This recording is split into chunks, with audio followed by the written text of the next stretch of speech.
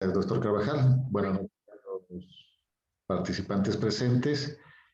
Cuando guste, doctor, el escenario ya es suyo. Buenas noches, Eduardo. Buenas noches, colegas. Vamos a hoy compartir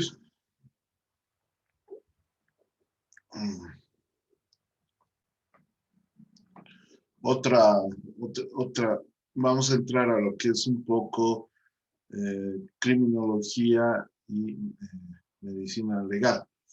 Ahora vamos a ver con la estructura de las violencias y empezamos a ver desde ahora y las próximas clases, violencia intrafamiliar y sexual, todo lo que es la ley 348, por lo menos en las próximas 5 semanas, entre este módulo y el otro, vamos a ver esto, entendiendo que el personal de salud sí debe ya hacer las certificaciones necesarias y descripción de las lesiones, lo que ya hemos visto aparte de la introducción a la medicina legal y todo lesionología. Ahora vamos a hablar de lo que es la violencia estructural. Desde el modelo ecosistémico, como la OMS hizo un informe en 2002 y enfocó la estructura de la violencia desde este enfoque. Muy bien. Lo primero, ¿no? ¿Qué es violencia? Johan Galton, que es uno de los primeros, uno de los que estudió más y escribe más sobre la violencia estructural, define como todo aquello evitable que impide la autorrealización del ser humano. Entonces, dentro de esto, dentro de lo que es violencia estructural, hay un iceberg en donde solo nosotros vemos la punta, que es lo visible, que es la violencia directa. Pero hay toda una base, porque solamente vemos la punta del iceberg, que es lo invisible, y que justamente dentro de eso está la violencia estructural y la violencia cultural. En realidad, la manifestación de esta violencia estructural y de esta violencia cultural es esta violencia directa, que es la que podemos observar. Teniendo en ese punto, vamos a hablar del tema de violencia estructural. ¿Y qué es la violencia estructural? Violencia estructural es todo lo que surge a partir de la forma en que se encuentra organizada una sociedad y que se manifiesta a través de una baja calidad de vida en la mayoría de sus habitantes. Nuestras sociedades latinoamericanas están en este nivel, salvo excepciones. Entonces no nos olvidemos que la violencia estructural parte de cómo se encuentra organizada la sociedad y cómo da esta baja de calidad de vida en sus habitantes. Entonces, se habla de una presencia de violencia estructural cuando, al analizar detenidamente la realidad de una sociedad, se evidencia clara inequidad, clara asimetría en la calidad de vida de su población. Partiendo de esas definiciones, justamente Galton, que es un sociólogo noruego que ha participado en los conflictos sociales y de paz, Johan Galton,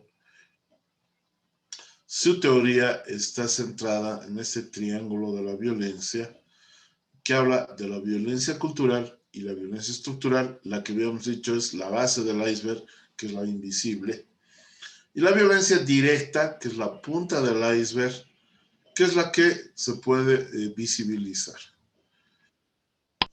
Entonces, eso es la representación de lo que vamos a hablar hoy. Es un iceberg, donde tenemos una violencia directa, la que es visible, es el comportamiento lo que es visible. Pero hay una base donde está la violencia estructural, donde negamos las necesidades de esta población, de muchas sociedades, y la cultural, que ya es las actitudes que se puedan tener. Entonces, el triángulo de la violencia, que ha sido un concepto introducido por Johan Galton, para representar la dinámica entre violencia o la generación de la violencia en conflictos sociales, lo que hemos vivido casi un año atrás, que según Galton la violencia es como ese iceberg, donde la violencia visible, que es la punta, que es una pequeña parte, se la considera una violencia directa. Pero la gran base es la invisible, es la violencia estructural, propiamente dicha, y una violencia cultural. Entonces, la violencia directa, la que es visible, se concreta en comportamientos, en acciones que responden a actos violentos. ¿Ya? La violencia estructural, que se centra en el conjunto de la estructura, que no permite la satisfacción de las necesidades básicas de un individuo y de una población, y se concreta precisamente en eso, en la negación de sus necesidades. Y la violencia cultural, la cual crea un marco legitimador de la violencia y se va a concentrar en las actitudes que muestren en esta violencia. Entonces, la violencia directa, comportamientos visibles; la violencia estructural, estructuras físicas, organizativas, que van a impedir la satisfacción de las necesidades básicas que incrustan los derechos humanos básicos y naturales: supervivencia, bienestar, identidad y la libertad. Tenemos una violencia cultural, que es una legitimación de los comportamientos violentos, desde la parte individual, desde la familia, desde la escuela, desde la cultura como tal, desde la religión y otros grupos, ¿no? Por ejemplo, deporte, etc. Entonces, teniendo los elementos visibles, que es la punta, que es lo menos, y tenemos los elementos ocultos, que es la gran base, tenemos entonces una violencia cultural donde se ubica el patriarcado, donde se ubica la violencia de género, donde se ubica el poder como tal. Tenemos una violencia estructural, ¿ya?, donde niega las necesidades, trabaja con las emociones, combinada con la violencia cultural.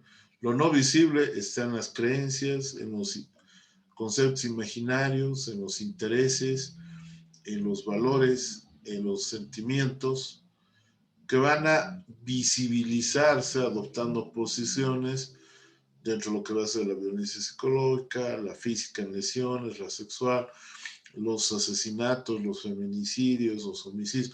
Todo eso es la punta de toda esta estructura de violencia, como violencia directa. Y obviamente nosotros en la medicina legal lo que estamos viendo es esa violencia directa, que es la punta, pero tenemos que entender toda esta base. Entonces tenemos una violencia directa, la punta del iceberg, ya, donde se realiza un acto intencionado con la intención de dañar tanto psicológica o físicamente, lo que dicen mentalmente. Entonces la violencia como tal es la aplicación de métodos fuera de lo natural. Hablemos abuso de autoridad, hablemos alguien que cree tener poder sobre otro, o sea, se establece una relación de poder, una relación de abuso, de maltrato.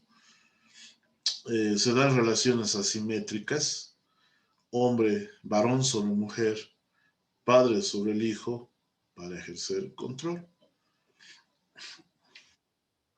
La violencia cultural ya se refiere a aspectos mismos de la cultura, que aporta una legitimización de la violencia a través del arte, a través de la religión, a través de la ciencia, del derecho, de la ideología, de los medios de comunicación, que en criminología se lo ve. Ya ustedes ven que incluso pueden obtener sentencias. El amarillismo en comunicación está marcado, en educación, que lo que hacen es violentar la vida del ser humano. Esta violencia cultural, estamos viviendo una infodemia, o sea, se dice todo sobre el SARS-CoV-2, se dice todo lo relacionado a lo que es vacunas, tratamientos, enfermedad, demás. O sea, aparte de la pandemia, hay una infodemia que está realmente causando a la larga, no solo en el personal de salud, sino en la población, los estrés postraumáticos, porque ya ha pasado un año de todos estos hechos. Las primeras muertes que se han empezado a dar masivamente ha sido justo en abril del año pasado, me acuerdo que por el Beni. Entonces ha dejado muchas secuelas esta infodemia, tomando estos aspectos que hablamos a nivel cultural. Y la violencia estructural es justamente una violencia que está estructurada en una parte interna y externa. La parte interna emana de la estructura de la personalidad del ser humano y la parte externa proviene de la propia estructura social entre la relación entre seres humanos y la relación entre sociedades. La violencia estructural se refleja desde el género. Hay una violencia de género, hay una violencia contra la mujer, hay una violencia intrafamiliar, hay los feminicidios. Todo esto lo vamos a ver el próximo martes. Definitivamente hay una lucha, no ya de clases como con Marx, sino hubo una lucha étnica donde salen los conceptos de discriminación y demás. Está la religión, está la religión también. ¿Ya? Tenemos los recursos materiales y sociales que van a crear problemas, que van a llevar a una lucha directa y enfrentamiento entre los ciudadanos, que por medio de esta fuerza bruta hacen, que obligan a cumplir derechos humanos a través de la violencia, o simplemente creando una cultura donde se respeta, donde se hace respetar violentamente el derecho a pensar, a vivir y a actuar, entre otros. O sea, hablamos de paz, hablamos de libertad, hablamos de vivir, pero eso se obliga o se logra a través de otro tipo de violencia, a través de los enfrentamientos, a través de no respetar los derechos humanos del prójimo, a través de matar o de lesionar al prójimo, siempre mostrando un carácter duro y resistente, aunque las cosas estén mal hechas. Entonces, desde ahí parte la violencia estructural, estructurada desde una entidad de Estado, de sociedades, de instituciones que, o de fondos o de ONGs, que no les interesa que se radique la violencia, porque finalmente, ¿de qué van a vivir? Hay estructuras que viven a causa de la violencia. Dan el doble discurso de fomentar, de promover la erradicación de la misma, pero no, en su momento van a promoverlas, porque si no, su modus vivendi se acaba ahí. Todo eso que no es visible, es lo invisible de este iceberg. El fenómeno de la violencia social,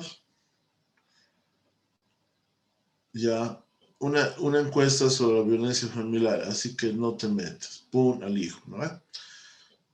Ya. Entonces, este fenómeno de la violencia social que está dentro de la cultural, también está tangencial a la estructural, pero sobre todo con la cultural, aparece como causa y efecto en situaciones donde los países, desde hace muchos años, viven o observan la desintegración familiar, que se convierte pues, en un asunto común de las sociedades y es un problema social, es un problema familiar, porque buscan la necesidad de pertenencia que va a generar por efecto de la desintegración familiar que los adolescentes se sientan excluidos de su casa y empiecen a ver pertenencia con grupos de pandillas que van a crear un sentimiento de pertenencia en el interior y ese fenómeno social se convierte en un estilo de vida para jóvenes y adolescentes. Y ahí empezamos con el pandillerismo, con grupos o asociaciones delictuosas, etc. Entonces, ¿cómo se puede desnaturalizar? Bueno, la desnaturalización de la violencia. La violencia es aprendida, por ende se la puede desaprender. Si tenemos la violencia directa, ¿qué tenemos que cambiar? El comportamiento. Si hablamos de la violencia cultural, las actitudes. Y si hablamos de la violencia estructural, es la negación de las necesidades básicas del ser humano. Entonces, si entendemos entre la parte no visible, violencia cultural y estructural, y lo visible que es la violencia directa a través del comportamiento, pero la cultural a través de las actitudes, la violencia estructural va a negar las necesidades básicas de supervivencia y peor, va a evitar un crecimiento, va a negar las necesidades básicas fisiológicas, la supervivencia básica de crear seguridad, de dar una seguridad social, en contribuir a la estima y a la autorrealización como producto de este camino de negar las necesidades. Entonces, el triángulo de la violencia está la violencia directa, que se traduce en el comportamiento, la violencia cultural en las actitudes y la negación de las necesidades del ser humano. Entonces, este esquema, ojalá quedara mentalmente así, fotografiado, porque así entenderemos muchas cosas en su momento que no sabría hacer. La violencia estructural, entonces, se aplica en aquellas situaciones en las que se produce un daño en la satisfacción de las necesidades humanas básicas. Por ejemplo, libertad, ya, identidad, bienestar y supervivencia. ¿Ya? Entonces, con estos 4 tipos y verificando la sustitución de colegas, la verdad que nadie va a entender este aspecto de los resultados, de los procesos de estratificación, de los aspectos sociales. No habría necesidad de una violencia directa, ¿no? No habría necesidad de una violencia a través del abuso, a través de los golpes, a través de quitar la vida, de desconocer los derechos humanos básicos del ser humano, que es manifestado en la violencia directa. Entonces, por ejemplo, lo visible es lo que vamos a ver: golpes, o sea, lesiones, insultos y amenazas, que es violencia psicológica, la violación y dentro de la violación gritos, es violencia sexual. Entonces, a partir de la próxima, vamos a ver justamente violencia intrafamiliar y las subsiguientes delitos sexuales. Bueno, pero eso es lo visible, los asesinatos, el feminicidio y demás.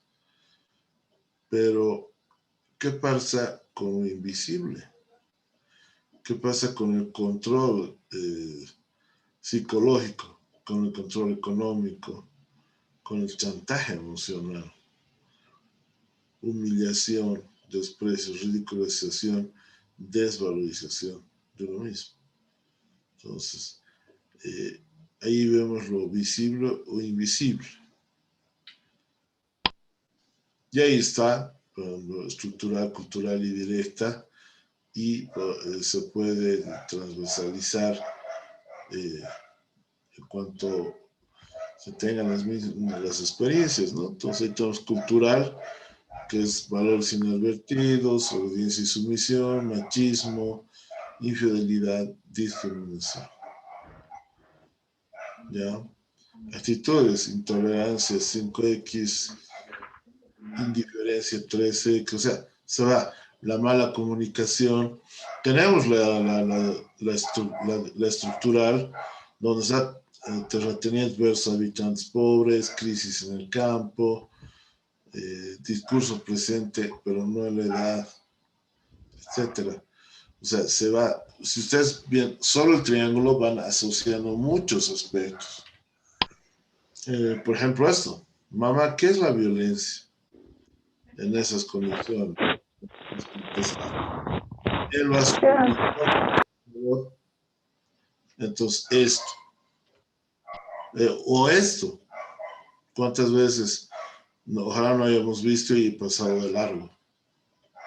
Porque esto es la violencia estructural. O como este cuadro, ¿no? Es el colmo de la gente que le dé la espalda al abandono y al sufrimiento de ser vivo, y no estamos en nada contra los animalitos, pero diga, pobre perro, nadie le da ayuda. Y por el congénere del ser humano, ni lo miramos. ¿Ya? Entonces, este es otro ejemplo. La percepción de la violencia de género. ¿Qué dice la mujer musulmana o en el Islam? Toda desnuda menos los ojos. ¿Qué sociedad más cruelmente machista? Porque para ellos es importante los ojos. ¿Qué dice la mujer que está yendo a la playa? Toda tapada menos los ojos. ¿Qué sociedad más cruelmente machista? Ambos, desde su percepción cultural, tienen su concepto de machismo, porque en ambos casos hay un control de la mujer a partir de la sociedad del ser humano.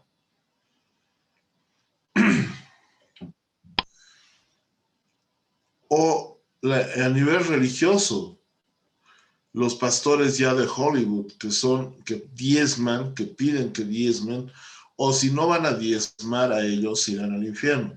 Y hay muchos, no muchos, varios pastores o algunos que viven exactamente en el barrio de Hollywood y que se están codeando con los artistas más millonarios que hay, porque ya tienen mansiones a raíz de la fe. Porque justamente solicitan esos aportes para beneficio de ellos.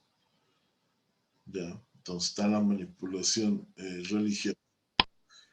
A todo esto, ¿qué tenemos que decir de todas las regiones? No más violencia.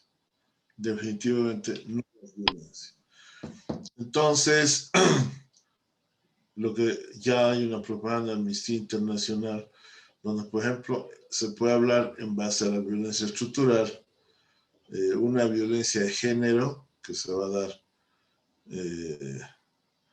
con la violencia de género que se va a dar con la inequidad, desigualdad de la posición de la mujer desde la época de la casa, ¿no? De cuando el hombre salía a cazar y era el sustentador de la familia, y la mujer que se quedaba a cuidar a los hijos. Pero en ese camino ve que si hay una semilla y puede crecer una planta y empieza a darle sustento, ya el varón empieza a perder poder. Entonces, por eso es que a nivel religioso, adquisición, incluso modificación de las Sagradas Escrituras, se quiere negar la actitud que tiene la mujer a nivel sociedad. Entonces, aquí lo visible se ve los asesinatos, se va a ver los feminicidios, se va a ver justamente lo que está, violación, gritar, violencia psicológica, abuso sexual, insultar, violencia psicológica, empezar a humillar y a desvalorizar. Entonces, tenemos la corriente de humillar, despreciar, culpabilizar, hasta la forma sexista que se tenía y que se hemos ido. En lo visual está igual, abuso sexual, insultar, está lo invisible porque estaba quedándose, hasta la violencia psicológica, la violencia sexual, la violencia física, el homicidio, el asesinato, el feminicidio, está en la forma visible. Está en la forma visible, pero es parte de estas formas explícitas de violencia. Ya en la parte no visible, ya en la parte estructural, interna y externa, y la cultural, por ejemplo, desvalorizar, ignorar, afecta el aspecto interno del ser, chantaje emocional y demás. Pero obviamente el humillar, el despreciar, el culpabilizar, no solo es individual, también es el externo, es a nivel sociedad. Esa es parte de la explícita. Ahora tenemos formas más sutiles dentro de lo invisible, por ejemplo, el humor sexista, el controlar la publicidad sexista, la invisibilización, el lenguaje sexista, la anulación, el micromachismo, etcétera, que es lo no visible, que es lo que justamente son las formas sutiles para trabajar en este aspecto. Entonces, James Gilligan, por ejemplo, dice, no solo la violencia estructural mata más gente, que toda no solo la violencia estructural mata más gente que toda la violencia del comportamiento junta. La violencia estructural es también la mayor causa de violencia del comportamiento. Eso creo que es claro. Muy bien.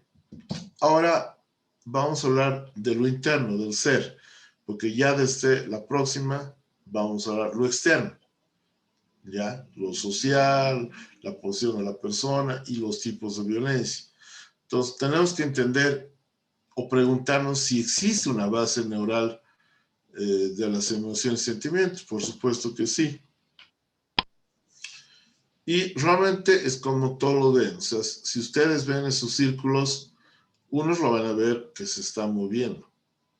Ya, el otro van a ver si se centralizan en el punto medio azul, que empieza a girar al revés y que en ese punto azul también está en movimiento. Y con esto que demostramos, que todo está de acuerdo a cómo lo percibimos. Y la percepción viene a colación del aprendizaje nato o del manejo de inteligencia emocional, en el sentido de percibir música, percibir olores, percibir solo música. Ahora hay la imitación, la tendencia de reproducir el comportamiento de otros individuos estimula al cuerpo. ¿Ya? La música que activa los circuitos cerebrales del placer que estimula la compra o estimula los centros cerebrales violentos que no sé si estimulan lo mismo. Entonces todo está en la percepción. Una vez que se percibe, se supone que en la escala evolutiva somos los men, porque somos los homo sapiens sapiens. Y aquí hay una teoría, entonces somos. Ahora, creencias, lo que yo creo, lo que me han enseñado, lo que me han puesto en mis engramas corticales, verdades, ese conjunto de creencias y verdades construyen nuestra experiencia, nuestro conocimiento. Porque si hemos revisado y no lo hemos vivido, no lo hemos palpado, esa verdad se va a quedar en eso, ¿sí? Nuestras creencias, ¿sí? Si las percepciones, etcétera, no construyen algo preciso que sea más entendible, en donde están en función a la construcción de su conocimiento. Entonces, hay la teoría del triple cerebro, que el más antiguo sería el cerebro primitivo, el reptiliano, que es la primera en que se forma, maneja nuestros comportamientos instintivos y automáticos, maneja el hambre, maneja la sed, maneja el sueño, maneja el sexo. Tenemos uno, segundo, que es el cerebro que controla las emociones, un cerebro emocional. Es el segundo que se forma, maneja nuestras emociones, sorpresas, miedos, o sea, maneja todas nuestras emociones. Y el más nuevo, el neocórtex, que es el cerebro más nuevo, el último que se forma es la corteza cerebral o sustancia gris. Ya que de manera que la parte lógica no quede vacía, o sea, que lo que se vea es que hay una parte lógica. Se decide lo que nos conviene hacer en muchos aspectos. Entonces, esa teoría, y esto va a diferir justamente cuando hablemos de que cada cerebro tiene su función, ¿ya? Ahora, aquí hay cierta información de que el sistema nervioso es el único que no tiene una comunicación directa de una célula u otra, ni tiene masajes o reductivos, o vemos desde qué punto, pero toda esta información va a ser transmitida a través de los neurotransmisores. Que estos neurotransmisores, como se ve acá, en el botón presináptico de una neurona, son liberados las vesículas, todas las que tiene a otra neurona que es la receptora, ¿no? Entonces a eso se llama sinapsis. Y es la manera en que se van a comunicar. Ya. Esa es la transmisión del impulso nervioso, estamos repasando. Es la transmisión humoral de la sinapsis a través de las hormonas. Y este es el mecanismo, el procedimiento de rayas de las dendritas del cuerpo y de los axones, forman toda una red tan grande como si fuera el cosmos, ¿ya?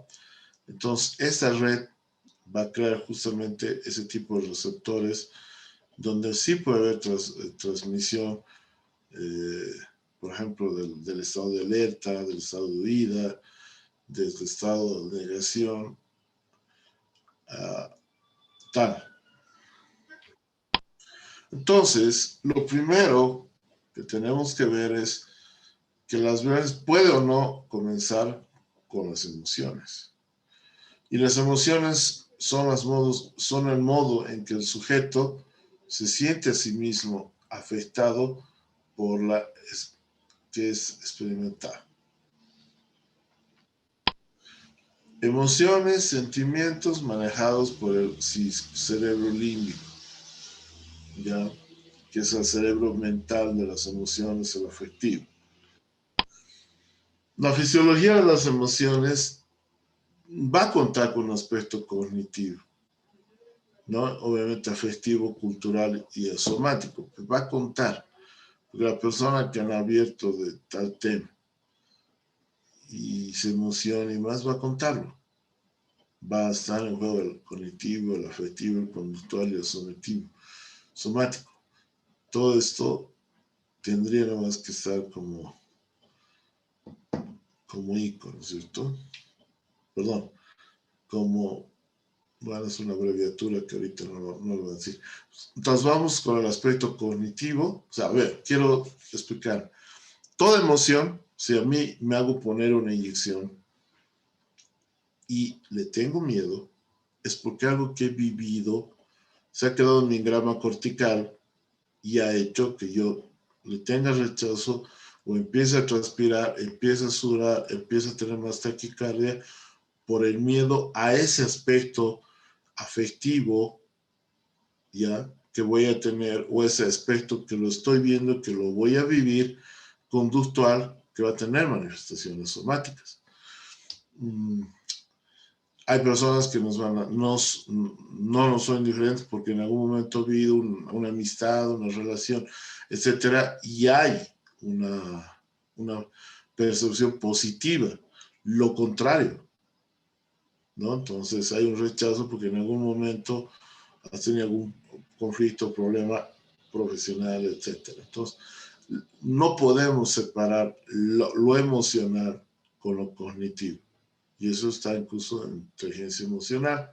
Todo lo cognitivo se refleja en lo afectivo y en lo conductual, y eso puede somatizarse.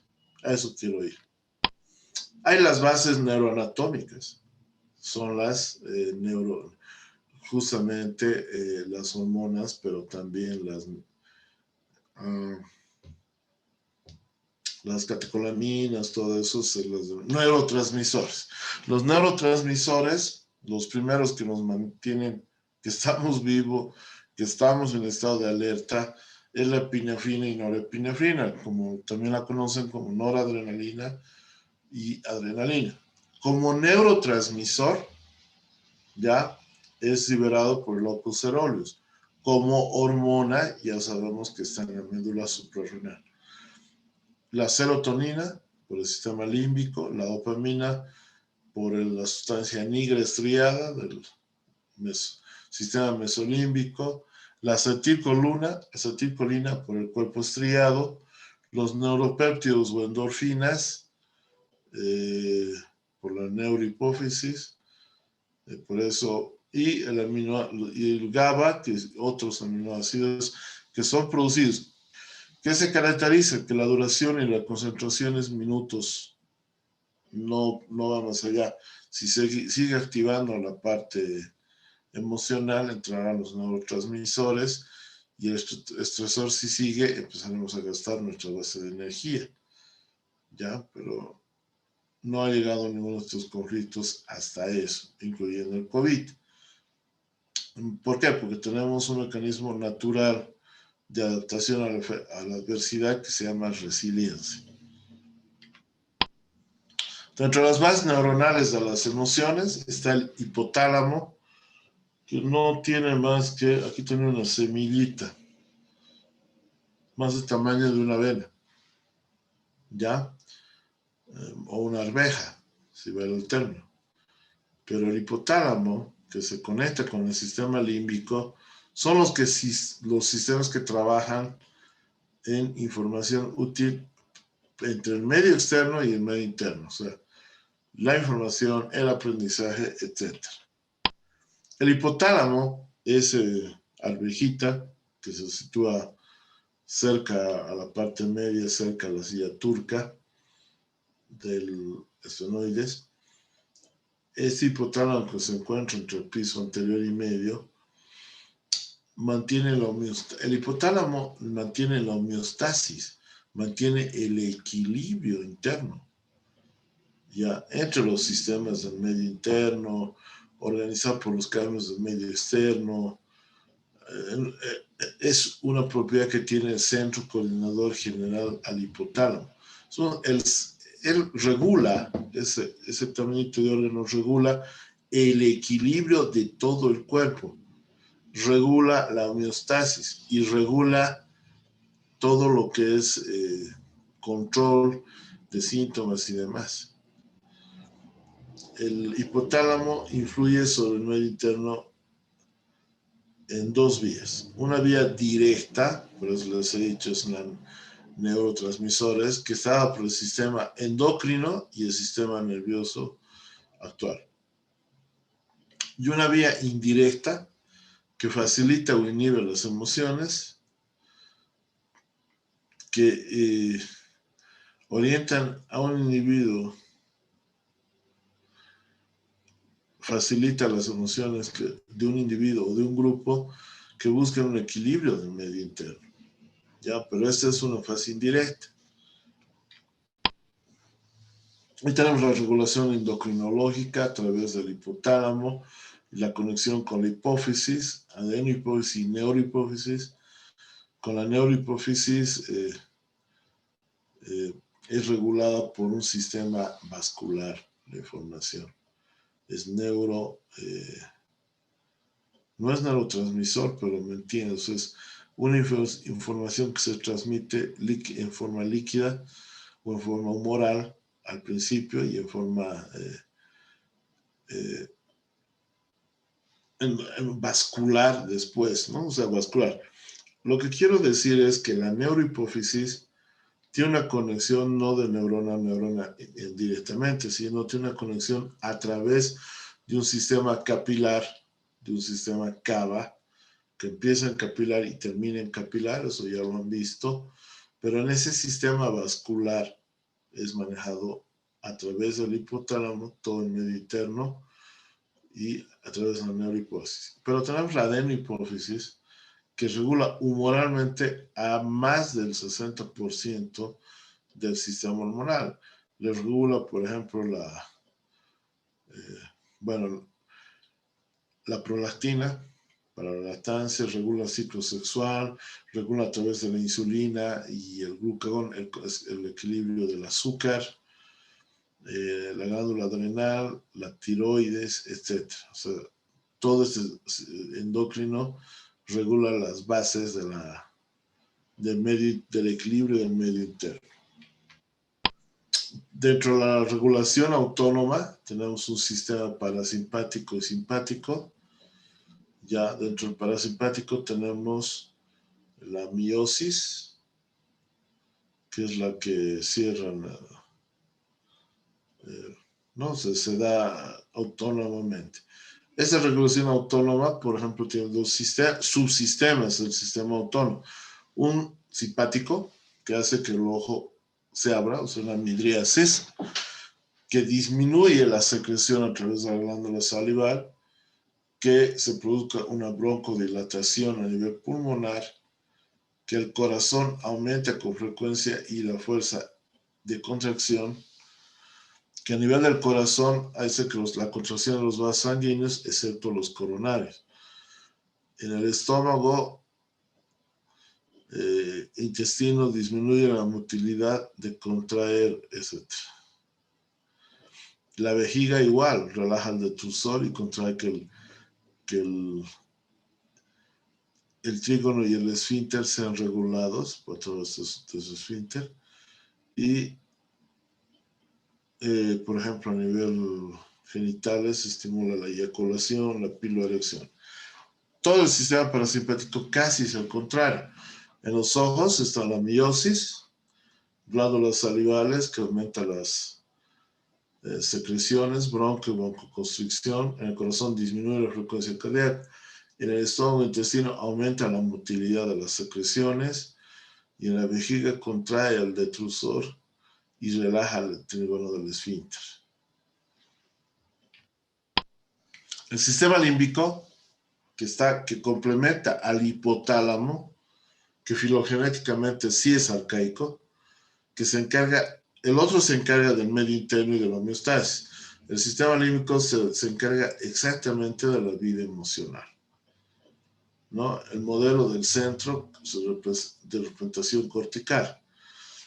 Por ejemplo, el sistema límbico tiene la corteza prefrontal, el núcleo accumbens o de la felicidad y el área ventral tegmentaria.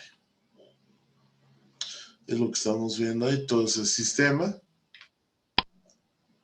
Ahí está, todo el sistema límbico. Tenemos el giro cingulado, el septum, el fornix, el bulbo olfatorio, el hipotálamo, la amígdala y el cuerpo mamilar. ¿Ya? Sabemos que la amígdala es un núcleo de la base, es una agrupación nerviosa, ¿sí? Entonces, de la amígdala, el corpo mamilar y otros, seguramente son los que actúan en las emociones como tal. Y PAPES, o PAPES, el transite ya interviene en la memoria y en otros procesos cognitivos. Participa en la conducta sexual y en la vida emocional de los seres. Entonces, el circuito de PAPES está integrado por el hipocampo, por los cuerpos mamilares, por el tálamo, tracto mamilar. Va a haber el tracto tálamo, tracto anterior, zona límbica, los lóbulos frontales, temporales y parietales. Ese es el sistema límbico. Y la amígdala cerebral, que si ustedes cortan, tiene estructuralmente, histológicamente igual que la corteza cerebral. Entonces, la amígdala cerebral va a estar en relación con los estudios de percepción. Ahí está la amígdala, que bueno, se va ligeramente pequeño, pero hay un sistema como tal que nos permite que haya esta regulación de las emociones, la regulación del medio interno y que nos dé ese estado de paz, de tranquilidad y demás, que está regulado por el cerebro mental. Ya vamos a hablar de este aspecto en algún momento en cuanto en algún momento de la próxima clase o el concepto de bienestar, de equilibrio y de evitar los psicosomáticos, que es la somatización de un aspecto mal llevado, etc. Ahí está, estos circuitos cerebrales intervienen activamente en los sistemas dopaminérgicos cerebrales, el sistema mesolimbocortical, ¿no? Y se va a proyectar desde esta área tegmental y ventral hasta el núcleo accumbens y corteza prefrontal. Las emociones, hay un proceso cognitivo, hay un aprendizaje y se va a manifestar en respuestas fisiológicas y en conducta. Las emociones configuran un mundo de posibilidades. Tenemos la rabia, la alegría, la tristeza, la ternura, el erotismo, el miedo, que ya no son de unas emociones básicas, pero está descrito. Entonces tenemos ejemplos de los diferentes tipos de emociones, ¿no? Irritado, está sorprendido y demás, pero ahí se ven las memorias. ¿Ya? Y obviamente tenemos que asociar a los hemisferios cerebrales, en donde el derecho es más holístico, más sistemático, lleva el lenguaje, la escritura, la lógica, las matemáticas hacia adelante, mientras que en este aspecto el pensamiento es holístico, o sea, sistemático, pero a partir de la música, del arte, de la fantasía, de la creatividad, etcétera, de cualquier emoción. ¿Ya? Eso va el derecho, el pensamiento holístico, y se lo asocia al género femenino. El izquierdo es más programático, ¿no? Se puede tener la música, fantasía, creatividad, ingenio, etc. Entonces, ya cambió la figura. No. La función del hemisferio izquierdo es más es abstracta, es detallista, es bueno para las matemáticas, pero no ve el bosque, ve solo el árbol. Entonces se tendría que trabajar en conjunto, tanto el derecho o el izquierdo. El izquierdo se le va a la mujer y el derecho se da al varón. Esto simplemente por las funciones claras y controvertidas que tiene el cerebro como tal. Bueno, cerebro racional, la parte cortical, El cerebro emocional o sistema límbico, que está con la encargada y que no se olvide siempre, ¿no? Entonces, el primer cerebro, que es el reptil, el más primitivo, el que se encarga del instinto básico y de la supervisión. El segundo cerebro es el emocional o sistema límbico, está por el sistema límbico, tálamo, hipotalámico y tálamo, ¿no? Entonces, tenemos el cuarto cerebro, que es, el tercero, que es el lóbulo cerebral, y el cuarto es los lóbulos frontales, totalmente abiertos al futuro. Pero no tenemos, ¿no? Ese tipo de emoción. Ahora, el lenguaje ha sido generador de muchos hechos de violencia o ha sido generador de muchos hechos de paz. Entonces hay una estructura que Broca sí describió y se pudo establecer la cabeza del cráneo, se puede establecer que en el lado izquierdo hay dos centros. Hay el centro de Broca y el centro Wernicke. El de Broca regula el lenguaje motor, el de Wernicke regula la comprensión del lenguaje. El de Wernicke regula entonces tú le dices, ¿qué ha entendido? No he entendido nada. Pero por ahí yo he hablado correctamente y les he mandado saludos. Entonces, la comprensión del lenguaje es la fascia del Wernicke. El de Broca sí te permite hablar dificultad de las lesiones. Entonces, esa es una fascia de Broca.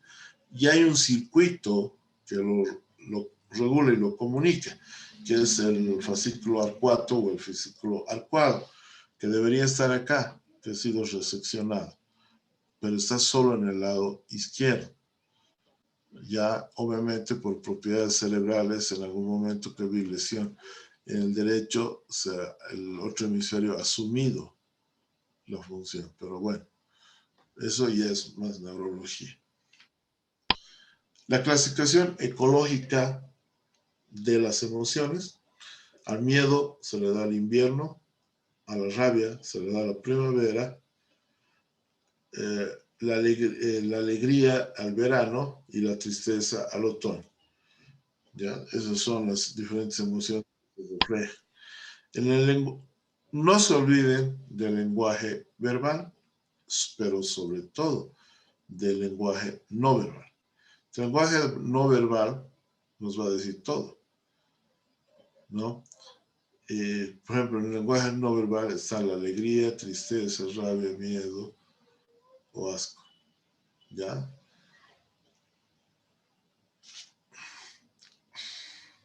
Después asco, miedo, rabia, etcétera, etcétera, etcétera. El 70% de comunicación más es el lenguaje no verbal que el lenguaje, el lenguaje no verbal que el lenguaje verbal. Y sobre todo hay que ver el lenguaje corporal. Eso en peritaje, en medicina legal, en la parte psiquiátrica es muy importante. La alegría, la ira, el miedo, la tristeza. Tenemos la alegría, tenemos el terror y el miedo, totalmente el miedo, y la irritabilidad.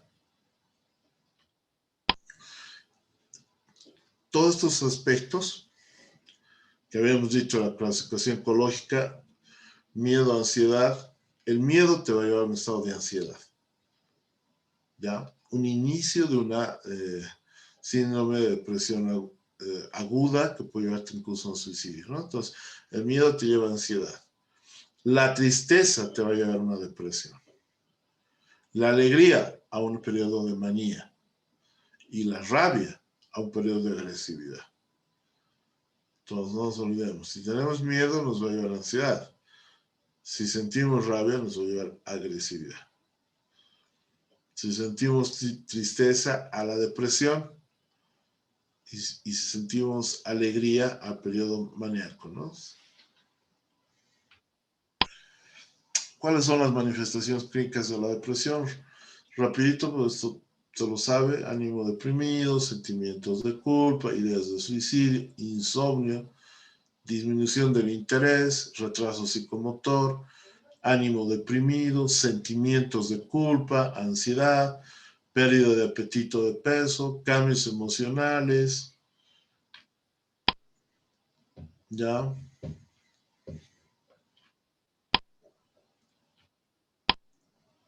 Muy bien, ahora, ¿será que la agresión, el maltrato, el abuso y la violencia son sinónimos?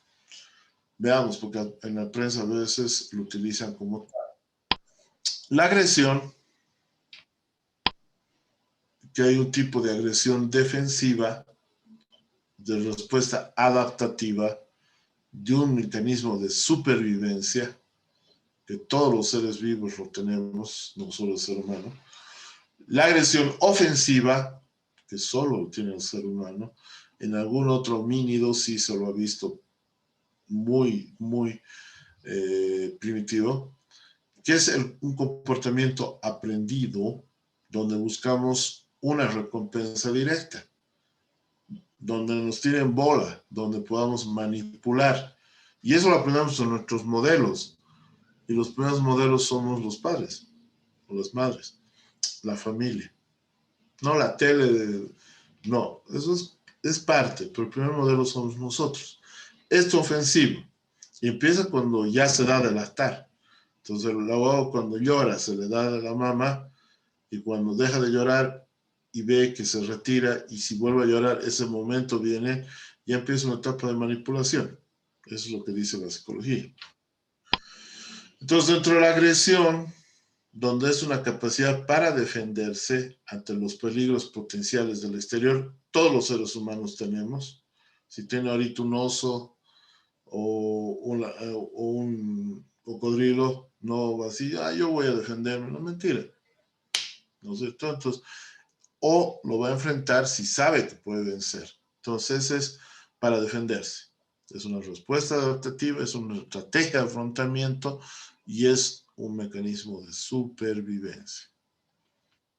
Pero tenemos la agresión del comportamiento aprendido, donde ya hay una intención de dañar o destruir, donde se va a provocar un daño real, donde va a haber una alteración del estado emocional, del estado de cólera, donde es un comportamiento aprendido ya verbal y físico. Maltrato. El término maltrato nos remite a que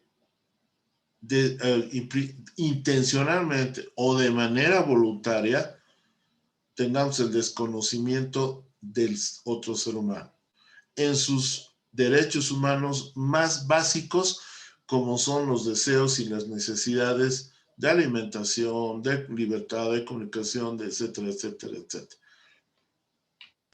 Entonces, el maltrato puede calificarse como abandono o irresponsabilidad de los padres hacia el hijo, del esposo hacia la esposa, del jefe hacia el empleado. Puede ser por acción, pero también puede ser por omisión, en lo que los derechos del otro son vulnerados o son negados directamente. Entonces, el maltrato es el desconocimiento del otro, sea de la relación psicológica, es una conducta dañina, porque va a manipular, va a rechazar, va a degradar. O sea, el desconocimiento del otro, por acción o omisión, donde los derechos básicos humanos son desconocidos. O sea, se lo multiplica por cero al ser humano. El abuso, entonces, una con la agresión, el maltrato y el abuso.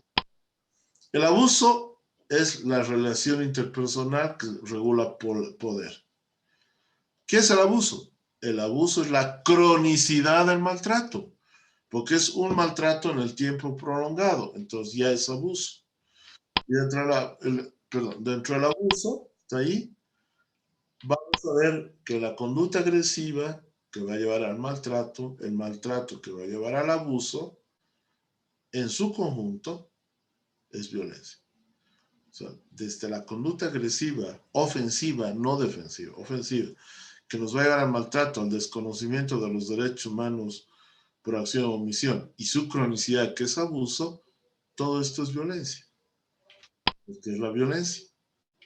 La violencia es toda acción u omisión, abierta o encubierta, que cause daño, ya sea físico, sexual o psicológico, a la mujer u otra persona, o que cause la muerte de la misma, que genere perjuicio en su matrimonio, en su economía, en su fuente laboral, por el hecho de ser mujer. Bueno, ese sí es un aspecto que se lo está tocando, porque el hombre también puede ser víctima de violencia. Eso está en la ley 348, en su artículo 6 de definición. Estamos viendo el aspecto de la ley 348. La violencia, según la OMS, que es el uso deliberado de la fuerza física o poder como amenaza y de manera efectiva contra uno mismo, contra otra persona o con un grupo y comunidad que tenga las posibilidades de causar daño, o sea, lesión, daño psicológico o muerte, que puede implicar el uso o la amenaza de la violencia física o psicológica de manera recurrente y una forma de resolver conflictos. No es innata en los seres humanos la violencia, es una conducta aprendida, una realidad histórica, humana y socialmente aprendida. Por ende, se la puede desaprender. No es igual a la agresividad, que es una condición innata, pero la agresividad defensiva, que es innata en todos los seres humanos. Entonces, no se olviden que esto es violencia, esta es la violencia psicológica. Entonces, dentro de todas las formas de violencia, en el artículo 7 de la ley 348, va a estar la violencia física, psicológica, el feminicidio, la violencia mediática, la patrimonial y económica, la laboral, la violencia en el sistema educativo plurinacional, institucional y en la familia, derechos contra los derechos a la libertad sexual, el ejercicio político, el liderazgo de la mujer o cualquier otra forma de violencia, violencia simbólica o encubierta contra la dignidad y el nombre sexual, contra los derechos reproductivos, y este sí nos pone, siempre les digo, el ojo en tinta, en los servicios de salud. No está en la policía, no está en los juzgados o en el Ministerio Público, pero sí está catalogado en los servicios de salud.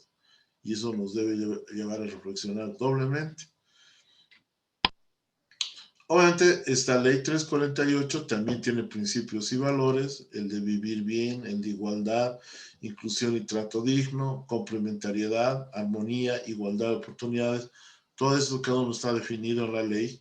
Equidad social, equidad de género, cultura de paz, informalidad, despatriarcalización, atención diferenciada y social.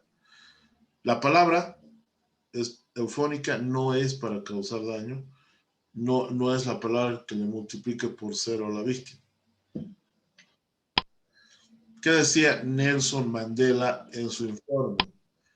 La violencia es el uso intencional de la fuerza física o poder real por amenaza o contra la persona misma. Contra la persona misma ya estamos hablando de autolesionismo y suicidio. Contra otra persona, lesiones físicas y homicidio. Contra un grupo o comunidad, ya es otro tipo de violencia, magnicidio, y ahí tiene su nombre, que va a causar ¿qué? La muerte, va a causar lesión, por ende va a causar daño psicológico o físico, o problemas de desarrollo o de privación, incluso en las naciones, ¿no?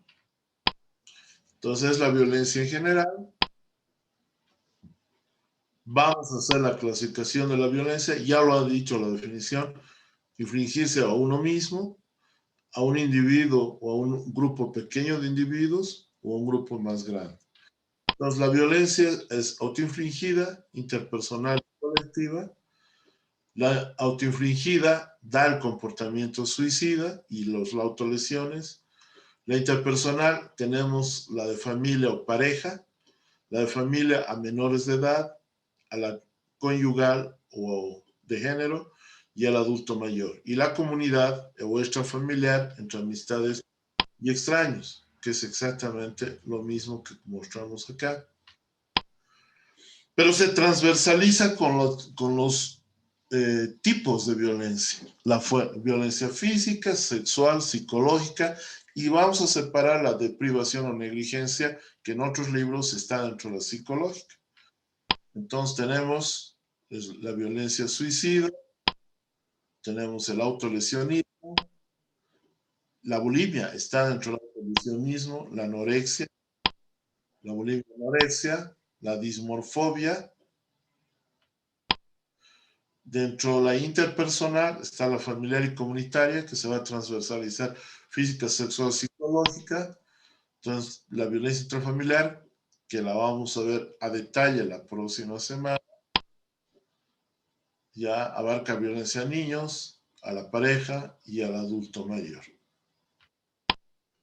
La violencia comunitaria, que es la juvenil, hay las violaciones y agresiones sexuales por extraños, violencia en las escuelas, en el lugar de trabajo, prisiones, residencias y hogares de adultos mayores.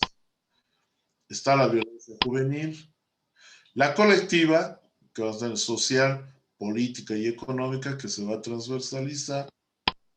Ya, la violencia colectiva, la violación de los derechos humanos, por represión y violación de derechos humanos.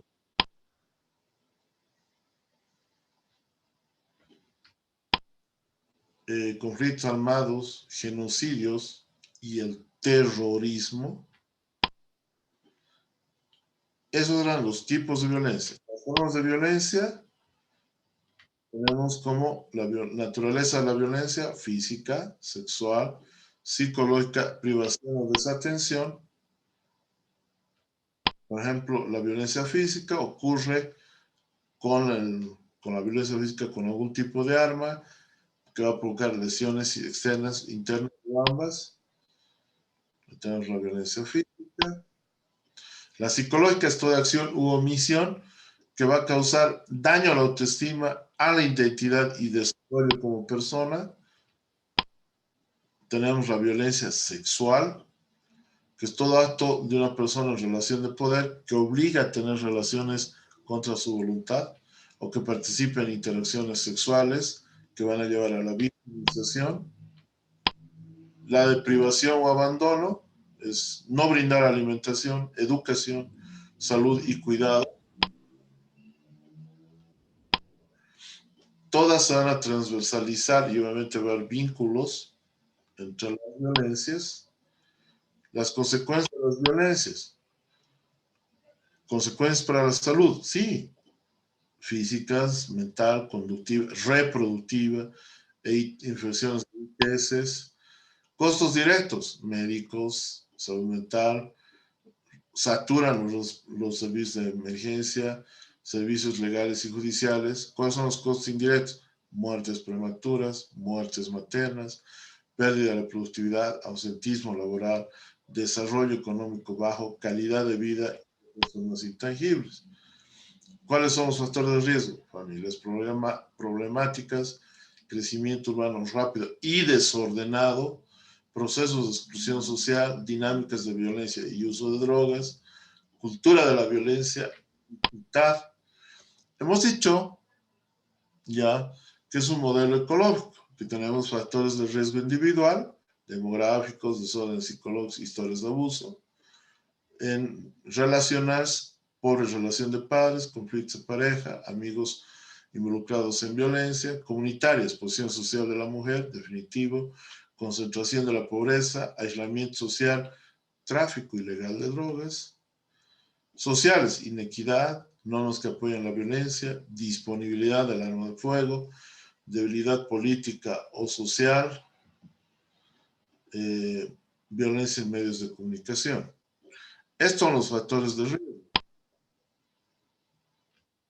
Pero también podemos prevenir, desaprender y podemos prevenir la violencia.